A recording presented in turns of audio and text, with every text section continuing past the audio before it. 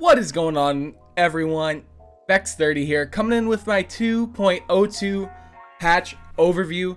Today we're talking about what is in this patch, what I think of it, opinions about what is going on around this patch. You know, we're going to talk about the hotfix that was released yesterday as well in here, because they do add it in the patch notes. So we're going to give our general overview and what we think about the patch, what we think about the skins, the updates. There really wasn't any balance to go over, but there were a lot of other things I do want to talk about. So let's jump right into this. This patch, like I said, 2.02, the end times. And just for an overview, I'm going to read this off to everybody. If you want to skip this, you know, if you want to read it yourself, it's on screen now. But this is an overview of the patch. This is kind of like why it's called end times, just to give you an idea. With the help of Genos and Amani, Valir and the Paladins have tracked the Magistrate to ancient ruins. Join the fray and battle within the shadows of the Shattered Desert, a brand new siege map. Attempt to control mysterious tears in reality for your faction, and earn Chrono Shards to unlock content in the end times game mode and events. Now, this is kind of what this patch is all about. It's all about the end times. It has a new event with it. The second part of this is all about the hunt. They're talking about extended PTS time, and we'll talk about the hunt here in a second. As you see, it's the next thing. And the final big thing is crossplay. So let's deep dive into these and let's talk about them for a little bit. So the first thing, of course, is the hunt. The hunt has been a quote-unquote controversial thing recently. People have been ripping at hi-rez, telling them, you know, really what they think. You know, I understand why. I can understand why everybody is really getting fed up with hi-rez not fixing things, but the hunt was an initiative they announced at hi-rez in December. What is it, November? I think it was November. That this year they are going to focus a lot of their time on bug fixes, improvements, quality of life changes. Of course, there's still going to be content out of the game, but they said this is their main priority. So hopefully the hunt is a good initiative. And we need to hold hi-rez accountable, say 3 to 6 months from now. If this doesn't help the game at all, then we need to hold them accountable. But let's give them some time for this hunt to pan out. And this patch just shows the potential. All these changes, I don't even have enough time to read all these changes and all these bug fixes they added. So let's get into some of the important ones. AI improvements. Bots have better pathing. You're not going to just see a bot run into spawn and just run into the wall and like, where do I go? You know, it's kind of nice. Ash. Xenobuster was unplayable and competitive because it had his global sound attuned to his dash. That was a major issue, especially in competitive play. Xenobuster was not a usable skin because you don't want the enemy team hearing you for 10 miles away. Furia erroneously said the line "Vengeance Rises." I never had that myself, but that sounds hilarious. I wish I would have heard it. Amani fixed the case where we would get locked out by firing your in-hands. Dragon become unkillable. Fixed case upon death, the avatar would fail to animate and slowly sink into the ground. Fixed case where Amani's ice board would get stuck in her. It was kind of a funny bug, to be honest, but they fixed that. Record cutter as boulder effects, frost bomb and inferno cannon. That's awesome, to be honest. Fixed the case where Amani's dragon frostfire breath would persist after death. Amani, alright, that's it for Amani. There's so many different more changes on her, but she was fixed. A lot of the bugs on her were fixed. Genos, he had a weird bug.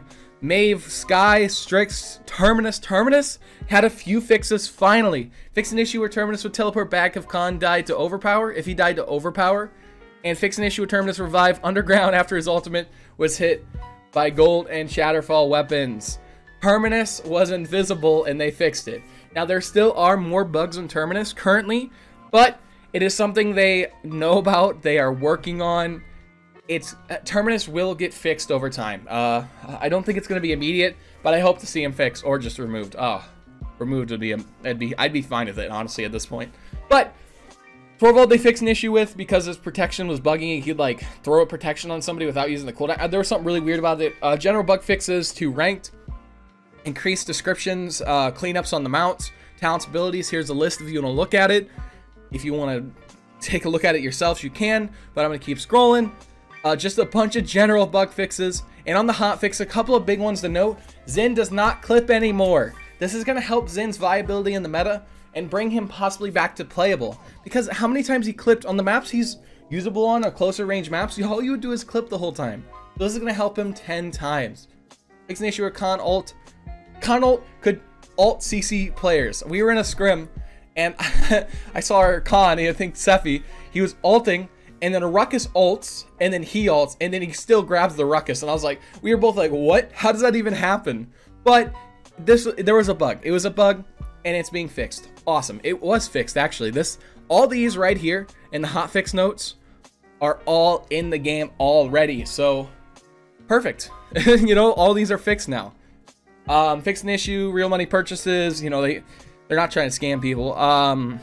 The crash conditions on Xbox and Switch, awesome. They fixed an issue where it prevented PS4 players from logging in. That's something.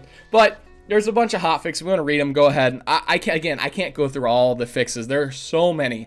And then under investigation, there is a huge list under investigation. I will scroll through it a little bit. If you want to pause and look at them, you can. But they know about all these. And if you know of any bugs that's not on this list, feel free to send in a support ticket. There should be bug reporting forms on their forums. Also, I think a support ticket works. So report your bugs. One major issue with the game right now is people experience bugs but never report them, so they will never get fixed. Work with hi-rez here. Yeah, as you can see by this whole list, they are working on fixing their game, and they're dedicating a lot of time to it. So please work with them, report your bugs, give them an idea what happened, and they're going to try to fix it. Next on the list is crossplay. Crossplay is something I'm super excited for, even though it didn't add what I wanted yet, but of course they are working on it. Crossplay is basically where console and PC players, or you know, controller and keyboard and mouse players can play together in casuals. You can obviously turn this off and disable this, and it's not allowed in ranked. Like if you're in ranked, you're gonna play with people who are using a controller or a keyboard and mouse if you're on a keyboard and mouse. That's just, it's how it should be. But in casuals, it should improve matchmaking and make things pretty interesting, to be honest. I'm interested in it. I think cross progression, let's scroll down to that real quick. PC and Xbox One players will be able to progress their linked accounts and keep their owned items across both platforms. We are technically ready to support cross progression on other platforms as the opportunity arises. They're going to add more cross progression. I want to see Switch cross progression because I have a Switch and I really want to play Paladins on there, but I really want all my stuff. So I really hope they added it to Switch soon. Added keyboard and mouse support for Xbox. That's pretty neat. Discord now, whenever you're playing and you have that feature on, it shows you're playing Paladins. But crossplay is here. Everybody's been excited for it. It wasn't too much added to crossplay. Like, not all the cross progressions added yet, but they are working on it and will be added soon. Now, let's talk about one huge note of this patch. The new siege map, Shattered Desert. Shattered Desert is going to be sick. I love the new artwork of the new maps. Just look at these screenshots here. They are just magnificent. They really show the newer art style of Paladins. They're helping the game, and it's awesome. Like, it's amazing to look at. I hope they continue with this trend. And this is the first desert map added to the game. There are so many cool quirks about this map. As you can see on the high ground, there's blue fire. That blue fire will hurt you a lot if you step on it.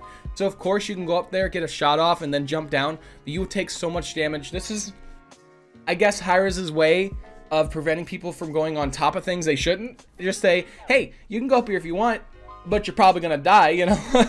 So it's pretty cool.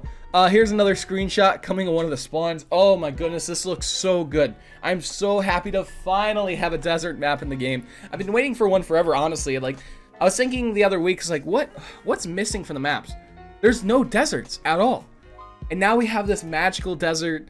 The ground is like uneven at places. I can't wait to get a PTS game on it. I'm so excited. PTS should be coming out today, or should have already came out as this video goes out. But I'm so excited to record some videos on this. I have a schedule this week.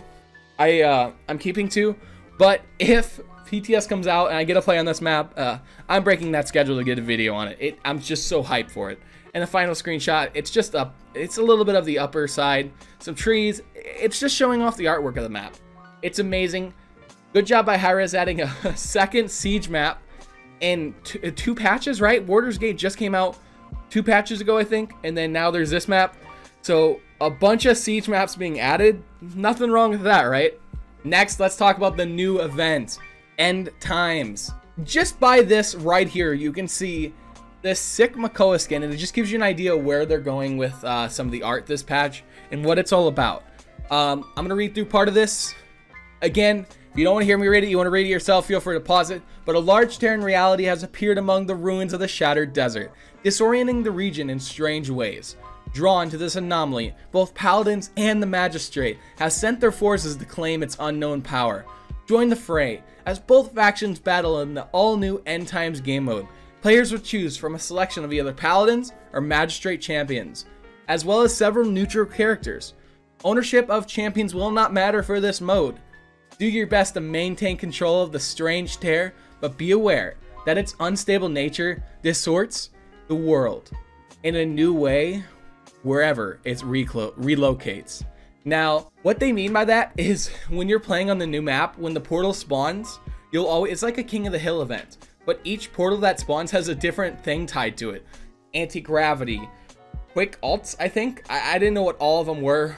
One of them was like quick casting, so I think low cooldowns, but it looks so fun, especially the anti-grav one. That's going to be excited to play around. Get into this new event, try it, it looks amazing. The point collection, the way this is going to work compared to other events is this is not going to be bundle based. This is going to be based on, let me just read it and then I'll explain it. It'll make more sense after I read it. Complete limited time quests or purchase the new Omega skins to earn Chrono Shards. Collect these shards to unlock over 20 new cosmetic rewards in End Times, including 2 epic skins. Every 2 weeks, new champions will be available in End Times. New skins will be added, and quests will rotate out, giving you the chance to earn more Chrono Shards. And here's the reward unlock track for it. It's long. If you want to look through this real quick, I don't want to read them all out, but there's a couple of skins in here. There's a bunch of different sprays, emotes, MVP poses, and the final one is a epic skin coming soon. And here's some of the quest details. Every 2 weeks, players will be tasked with 3 limited quests that reward Chrono Shards. Here's some of the quests if you want to look through them. They will be adding new quests every 2 weeks like they said. So get in there, get these quest done, get your Chrono Shards, and let's unlock those new skins, eh? And let's talk about one of the final things is the skins. Oh my goodness, I love what they did with the skins this patch. This is like a futuristic version of each character. This is like thousands of years down the road, or I don't know the time frame. But each time you purchase one of these skins, you'll get 40 Chrono Shards. So instead of bundles, they give you an option just to get the skins that'll help you progress on your timeline of getting new rewards. So it's pretty cool. This first Shaolin skin, Omega Shaolin, 400 crystals and 40 Chrono Shards.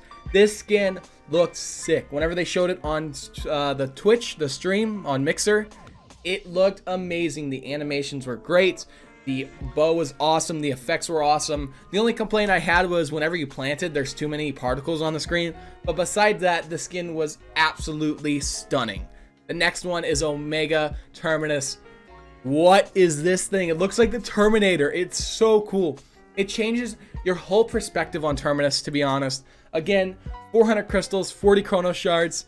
This thing, the axe is amazing. He looks like the Terminator. Like, he just looks amazing. Like, look at this guy. What can you say about it? The Omega Dredge skin, this just takes Dredge and makes him look futuristic. It's really sick the way they did it. Again, the only complaint I have sometimes about these new skins is the gun is too big. It covers like 25% of your screen. I don't think that's how it should be. It's a little too big, but the skin all around and the effects that come with it are amazing. This one again, 400 crystals. And finally, the Omega Makoa. This thing looks just crazy. I have no idea how to explain it. The cannon looked amazing.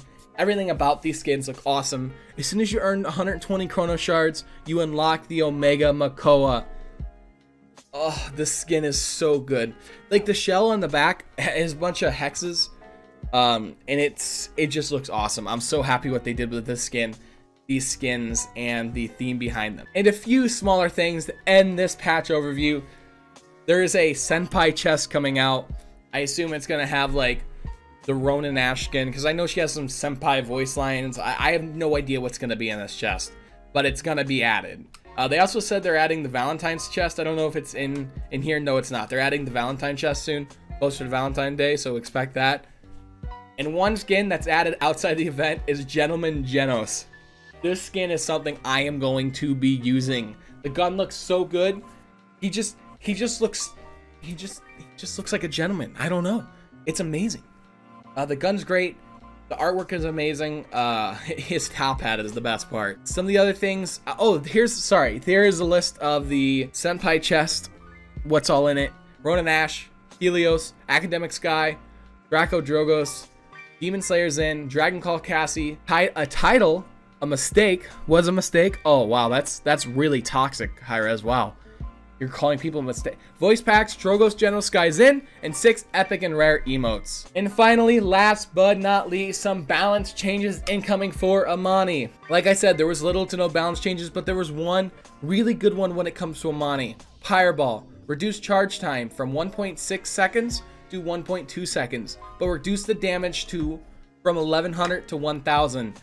Now what this does is it stops Amani from having a one-shot. When you get almost full mana, you charge up a shot, you shoot, hit them for 1100, and you have an insta shot right after. You can two-shot somebody. I've been two-shot. It is not fun. I'm so happy they balanced this. They are keeping the burst out of the game. They realized their mistake and they fixed it. Great job. Reduce mana regen. With how fast the shots are going to come out now, this was an understandable change. And below this is what was changed in the hotfix. Ultimate charge rate reduced. Using the breath on the dragon now slows it, and the duration went from 25 seconds to 20 seconds. And with your glide, if you've ever glided into a wall straight, like against the wall, you know that you just get like dismounted off your snowboard or your ice board or whatever. So I'm glad they fixed that. It's gonna feel a lot better. This whole patch, they did extremely well on. There's really no complaints from my end. There was no reason to do any balance changes besides Amani because you want to see how the major patch of Season 2 is going to play out. They're going to let the meta form and develop, and then they're going to make changes. So good on hi-rez, good changes there. The hunt, I'm so excited for. They already released so many changes in this patch. I can't wait to see what the future holds for the hunt. The skins were amazing, the event was amazing, and I'm so excited for this new map. It's going to be so fun to play and scrim on. So, I hope you enjoyed this patch overview. This is my opinions, what I thought about a patch, but let's hear your opinions. Tell me what you think down below. Let's have a conversation about it. And I hope you enjoyed this video, and I also hope you enjoy your day, night, evening, morning, dawn, dusk, or whatever it is, where you live, and I will see you in the next one. Later. And a huge shout out to my Patreon supporters, Captain Splashclaw, Joseph Lavsa, and Joshua Blanchflower, and all others. Thank you so much.